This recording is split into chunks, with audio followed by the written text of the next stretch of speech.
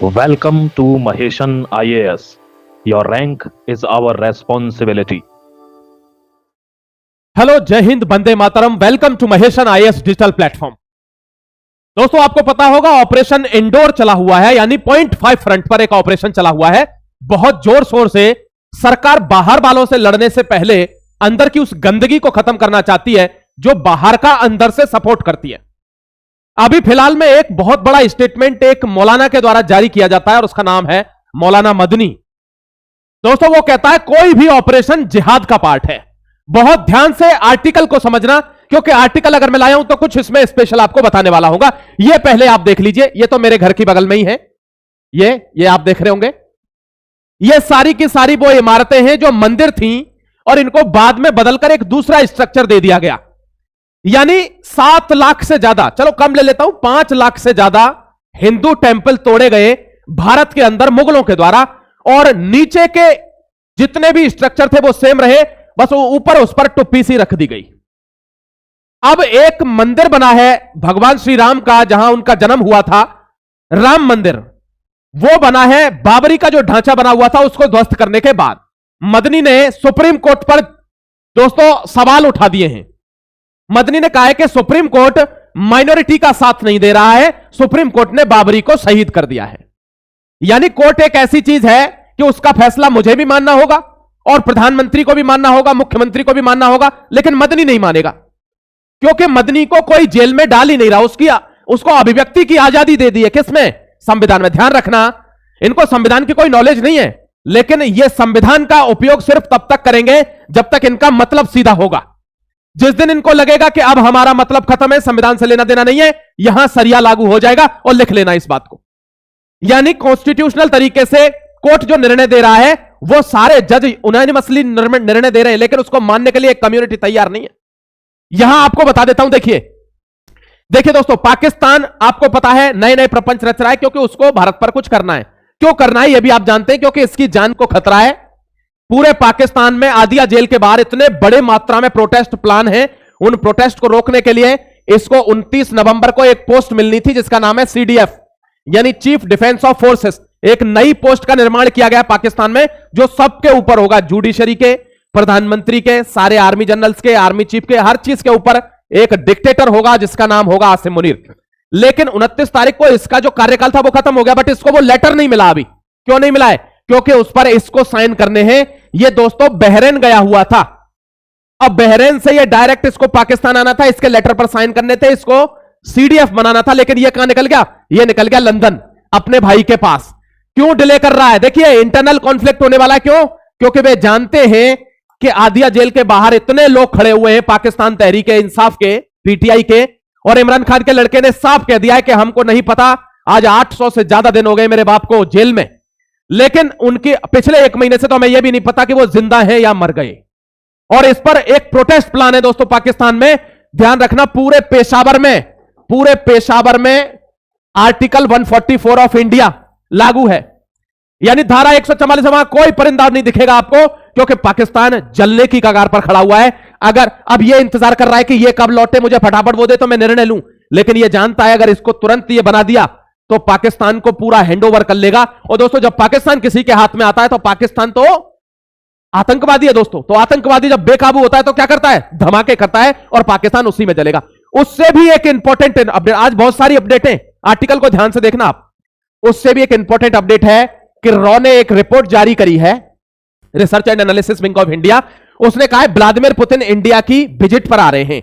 इस बार CIA, चाहे China, चाहे अमेरिका, चाहे बांग्लादेश, चाहे पाकिस्तान, कोई ध्यान दे ना दे, लेकिन रॉ का सबसे ज्यादा ध्यान है इस बार पुतिन के ऊपर, भारत में आने पर। क्यों? क्योंकि दोस्तों पुतिन पर अमेरिका का प्रेशर है, पुतिन पर एक दबाव चाइना का भी है। अब भारत के पास अगर आ रहा है, और हमने हल्ला मचा रखा है कि सुखोई की डील नहीं हो रही, ये नहीं हो रही, वो नहीं हो रही। रशिया एक अकेला ऐसा देश है जो बहुत कम देशों पर विश्वास करता है, बहुत कम। भारत उनमें से एक है। और भारत उनमें से एक क्यों है?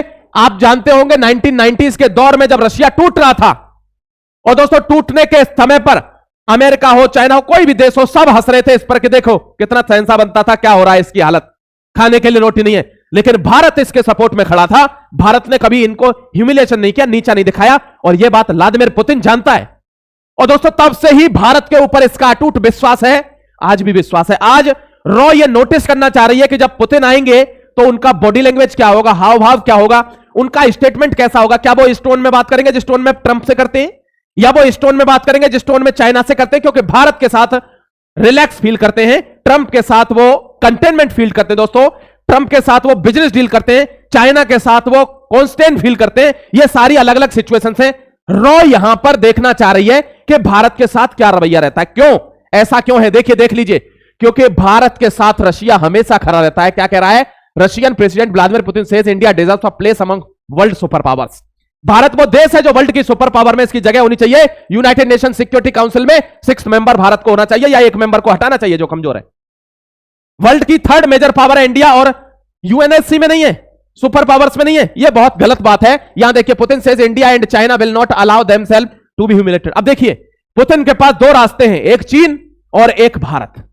आप जानते हैं पुतिन अगर इस तरीके से बात करते हैं भारत में आकर कि भारत के साथ रशिया के संबंध ऐसे हैं कि हम पूरे विश्व में पावर बैलेंस करते हैं, साउथ एशिया में पावर बैलेंस करते हैं, तो समझना कि पुतिन आज भी फर्मली स्टैंड है इंडिया के साथ।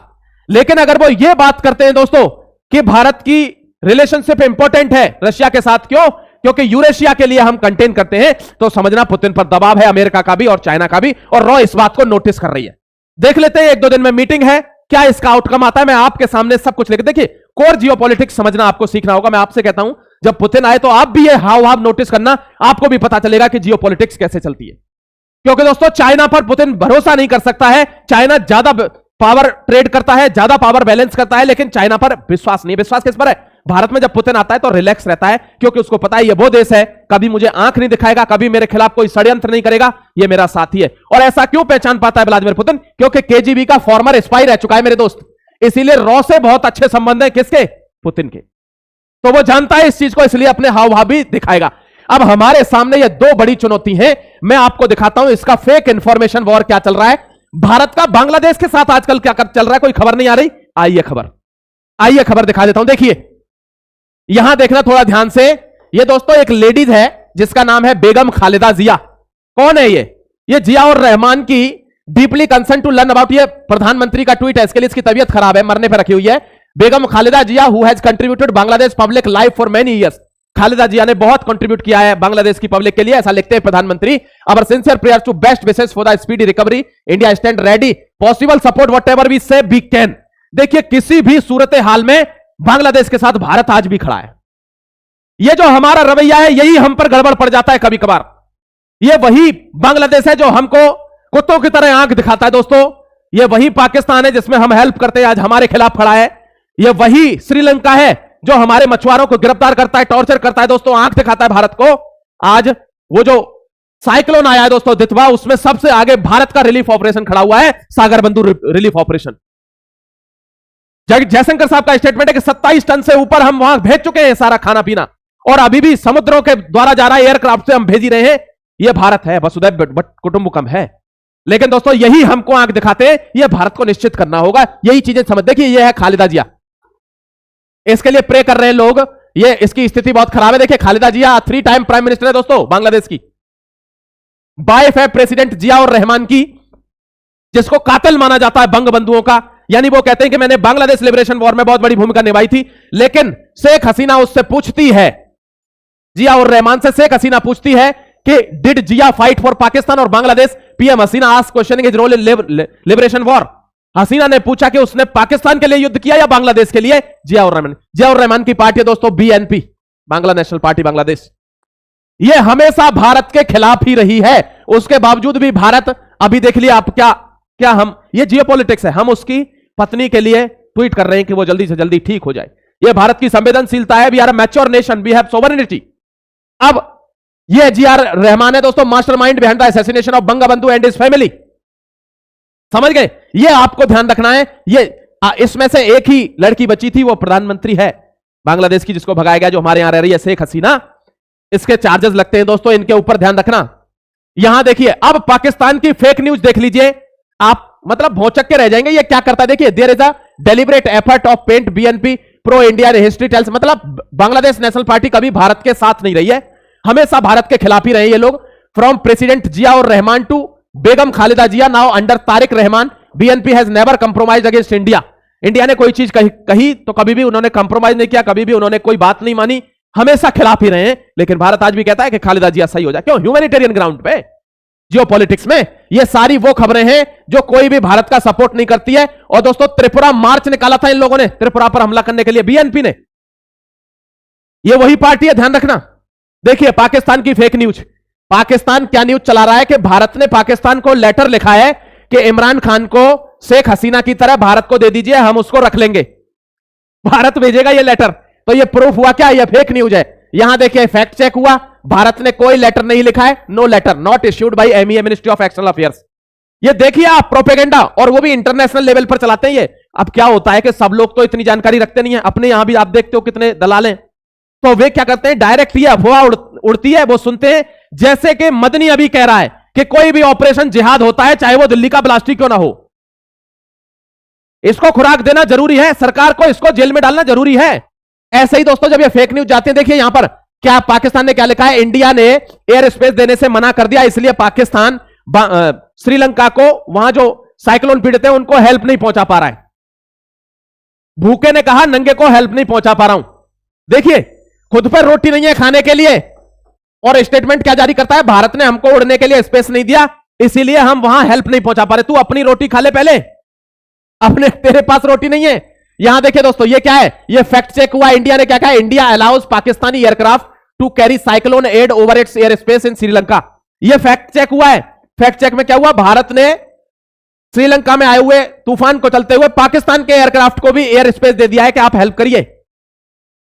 अब देखिए लेवल, आप लेवल देखकर समझ जाएंगे कि पाकिस्तान चाहता क्या। ये देखिए यहां पर पाकिस्तान ने, अब प्रॉब्लम क्या है, अपने यहां तो रोटी नहीं है, लेकिन वर्ल्ड पॉलिटिक्स में यह दिखाना है कि देखो पाकिस्तान भी हेल्प कर रहा है, आतंकवादी कम है। यहां देखिए ये जो एक्सपायर जो पैकेट थे ना, एक्सपायर, ये खाने की एक्सपायर माल पहुंचवा दिया। मतलब कोई नहीं मर रहा होगा थोड़ा बहुत तो वो इसे खा के मर जाएगा, दल्ले के सामान को। जो कब से एक्सपायर पड़े हुए हैं वो पैकेट भिजवा दिए, केवल इसमें कि भारत भेज रहा है तो मैं भी भेजूंगा। यहां देखिए दोस्तों, इंडिया लॉन्चेस ऑपरेशन सागर बंधु टू सपोर्ट श्रीलंका। यहां जयशंकर साहब कह चुके हैं दोस्तों, हमने 80 national disaster response force personnel have been also been sent. 80 national disaster response force भी भेजी है, और 27 टन से ज्यादा जो हमारा जो मटेरियल है वहां खाने पीने का, वहां भेज चुके हैं पीड़ितों के लिए। अब तक श्रीलंका में ऐसा तूफान, ऐसी बाढ़ नहीं आई है आज तक की तारीख में, जो इस समय वहां चल रहा है दितवा तूफान। ध्यान रखना मेरे दोस्तों। ये देखिए, if anything happens to Imran Khan, इसने पहले ही कह दिया था अगर मुझे कुछ होता है जेल में तो उसके जिम्मेदार कौन होंगे, Munir and DG ISI will be responsible. पहले कह चुका है। We have no verification information about his condition. Imran son Qasim voices fears the father safety, कि मेरे बाप की कोई भी नॉलेज नहीं है कि वो जिंदा है या मर गया। इमरान खान का स्टेटमेंट है अगर मुझे जेल में कुछ होता है तो आईएसआई का, ये डीजीआईएसआई डायरेक्टर जनरल और आसिम मुनीर की वजह से यहां होगा। 846 दिन हो गए इसको जेल में, ध्यान रखना मेरे दोस्तों। सेक्शन 144 इंपोज्ड है, क्यों? क्योंकि जेल के बाहर इतना बड़ा हुजूम खड़ा है। ये दोस्तों दंगा होगा पाकिस्तान में, बहुत बड़े लेवल पर और होगा, ध्यान रखना, ठीक है। So that was the information. I have updated all the things which happened till today. जो भी इंपॉर्टेंट डेवलपमेंट आएगा मैं फिर आऊंगा एक और नेक्स्ट वीडियो में। तब तक के लिए अपना ख्याल रखिए, खुश रहिए, जय हिंद, वंदे मातरम, गॉड ब्लेस यू।